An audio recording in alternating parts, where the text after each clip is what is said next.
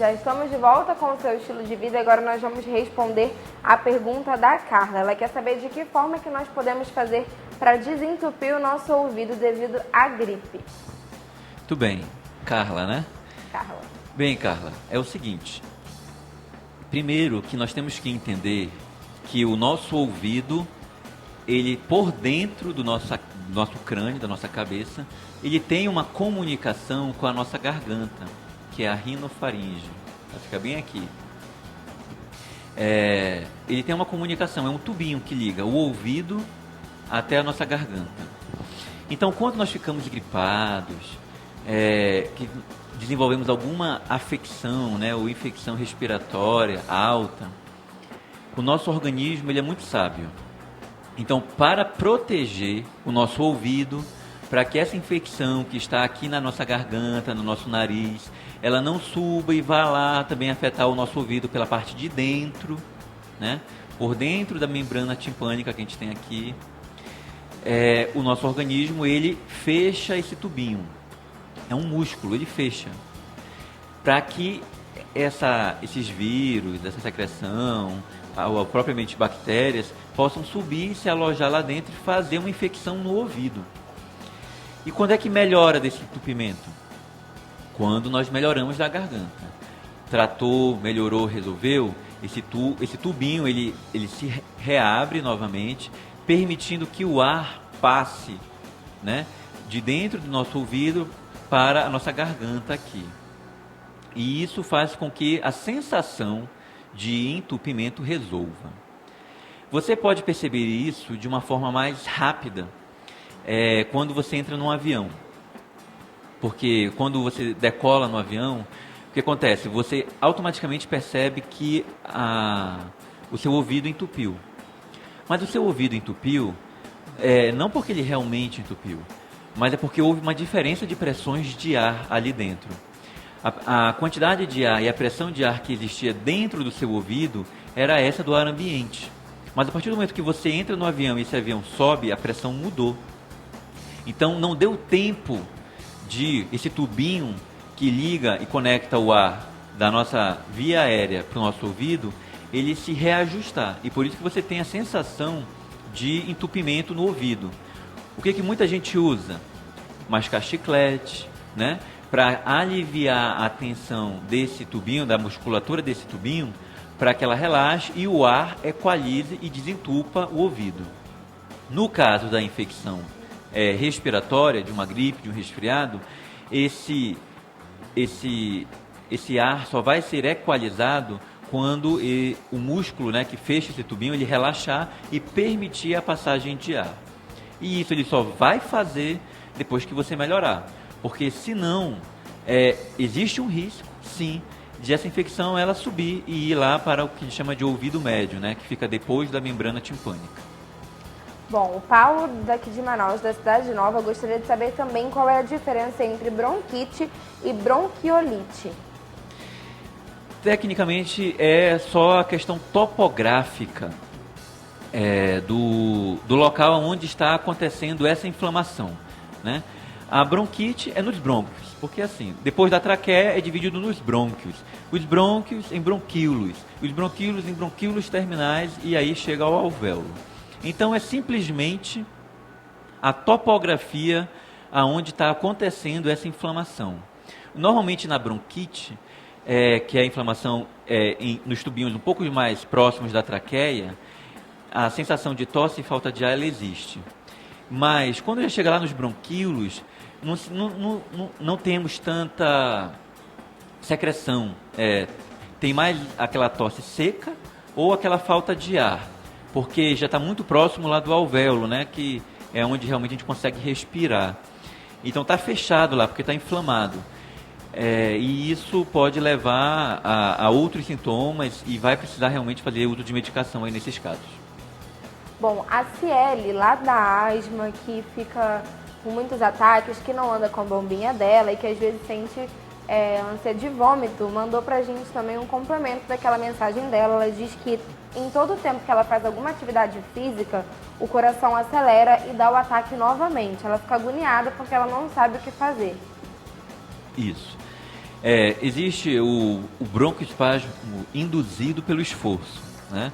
Em pacientes asmáticos, você tem que acompanhar com o profissional de educação física e o médico junto para determinar que tipo de atividades você vai ser capaz de realizar, tá certo? Porque como é uma resposta imunomodulada, que é a asma, ela, para umas pessoas, ela pode atacar num tipo de atividade física e para outras em outro tipo de atividade física.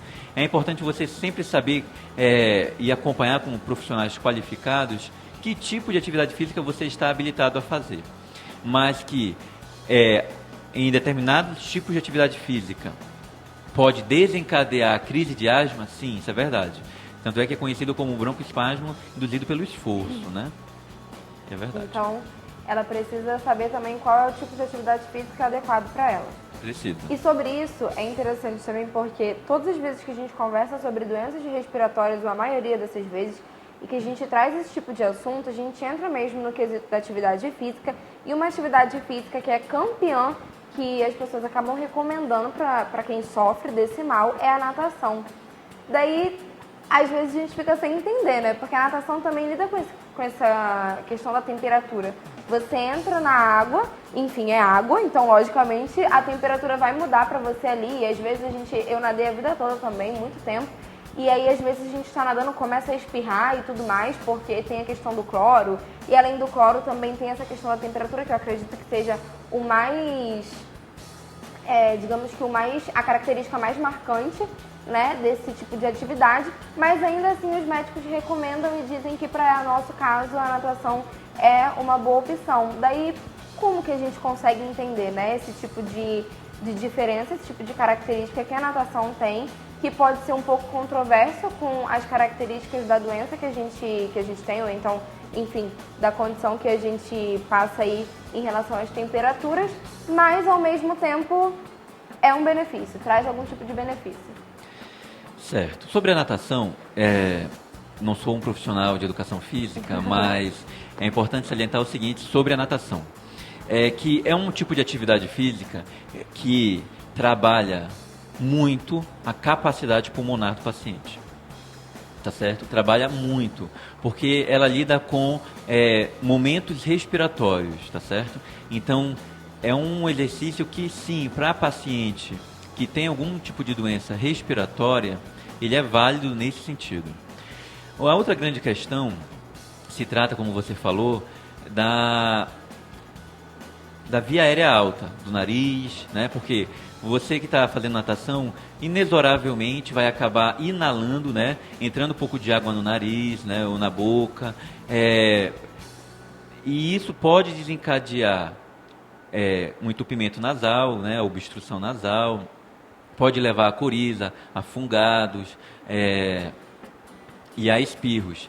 E para pacientes que são sabedores que esse tipo de gatilho, né, via aérea alta, espirros, coriza, né, obstrução nasal, esse tipo de gatilho, ele faz com que desperte a crise da falta de ar, da asma e tudo mais, é preferível que ele procure outro tipo de atividade que também trabalhe a capacidade pulmonar, tá certo?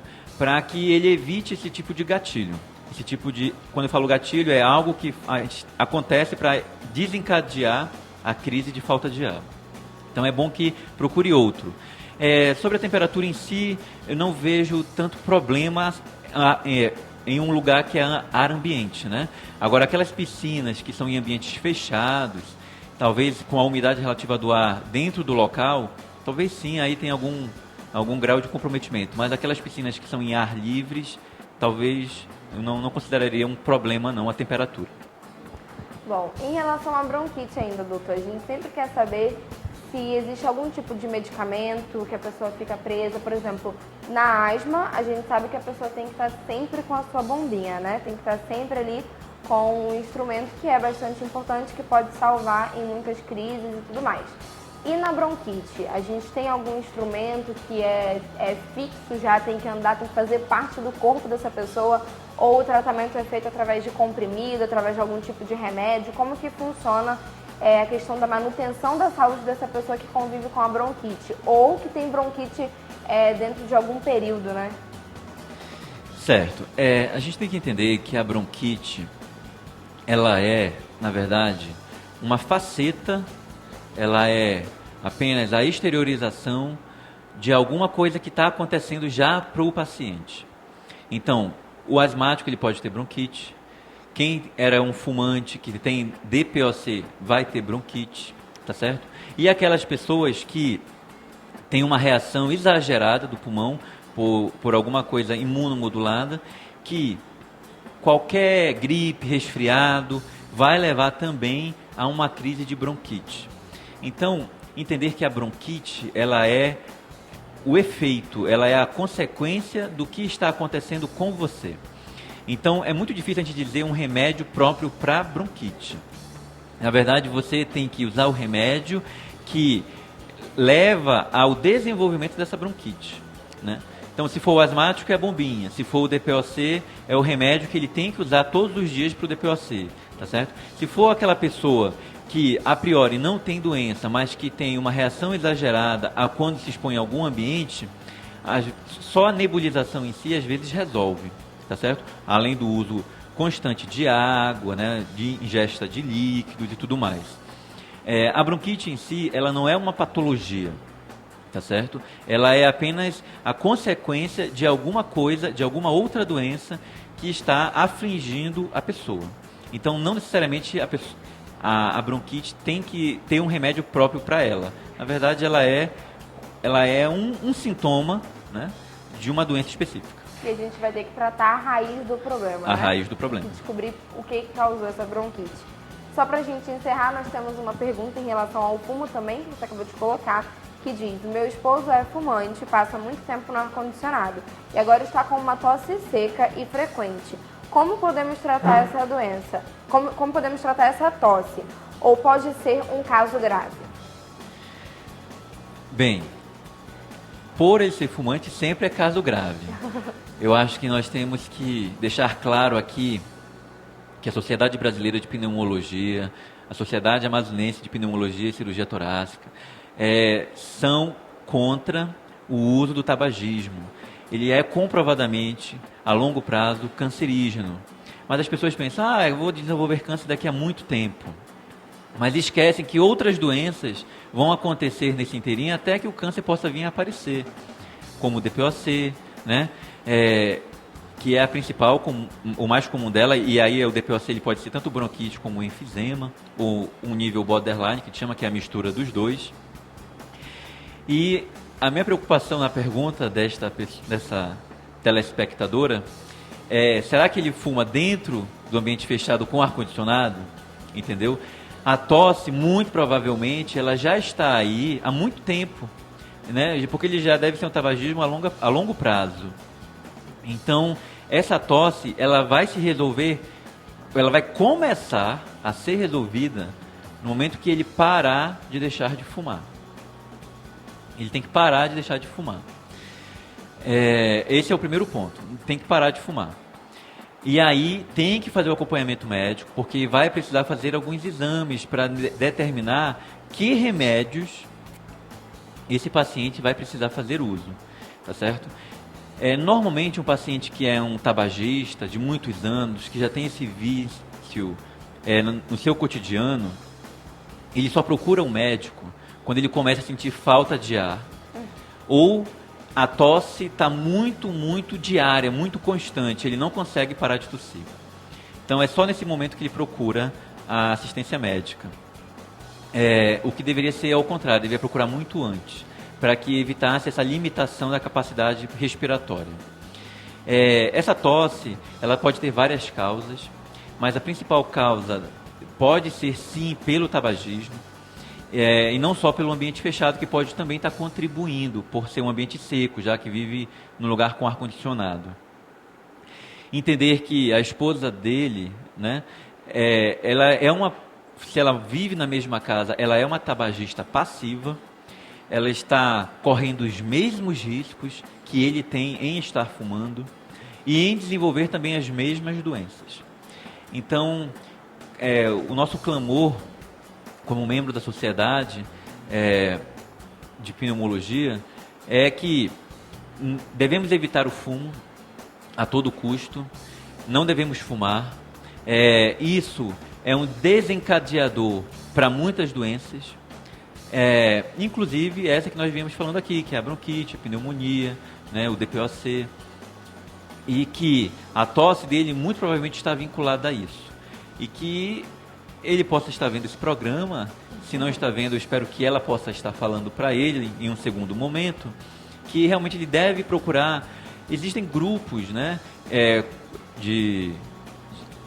assim como existem os alcoólicos anônimos, existem também grupos que fisioterapeutas, médicos, pneumologistas trabalham para tentar fazer as pessoas pararem de fumar, né? E se a pessoa não é capaz de, por conta própria, né, procure um grupo para ajudar. Muito obrigada pela sua participação, por ter tirado todas as nossas dúvidas, por ter solucionado alguns problemas dos nossos telespectadores. E acredito que a gente pode deixar aí umas 3 ou 4 dicas, enfim, as dicas que são fundamentais para as pessoas que precisam passar ou que precisam conviver com esses problemas, até porque a gente já discutiu aqui várias vezes sobre alergias, sobre problemas respiratórios mesmo, e a gente já chegou à conclusão de que uma cura muito específica não existe, né? A gente precisa sempre controlar todos os problemas que acabam nos levando a esse tipo de característica ou esse tipo de consequência. Exato. Cura não há, existe controle. Asma, DPOC, bronquite, rinite, sinusites. Em pacientes que normalmente têm esse tipo de doença, o remédio é de controle para evitar que ele fique tendo. É que nem um paciente que tem pressão alta, que tem que tomar todo dia o remédio da pressão. É que nem um paciente que tem diabetes, que todo dia tem que tomar o remédio da diabetes. Então, assim também são esses pacientes. Dicas. Primeira, evitar ambientes que levam ao desencadeamento de falta de ar, acesso de tosse, tá certo? Segundo, praticar atividades físicas. Terceiro, se você já é portador de alguma doença e sabedor, andar com o seu remédio, sempre, para evitar, para atuar, na verdade, em qualquer crise que possa acontecer em casa ou na rua, né? E por fim, não fumar. Evitar o fumo a todo custo, né? A prevenção é o melhor dos meios. Então, tomar a vacina, né? E ter uma boa qualidade de vida, seja ela em atividade física, seja ela em alimentação. Muito obrigada mais uma vez.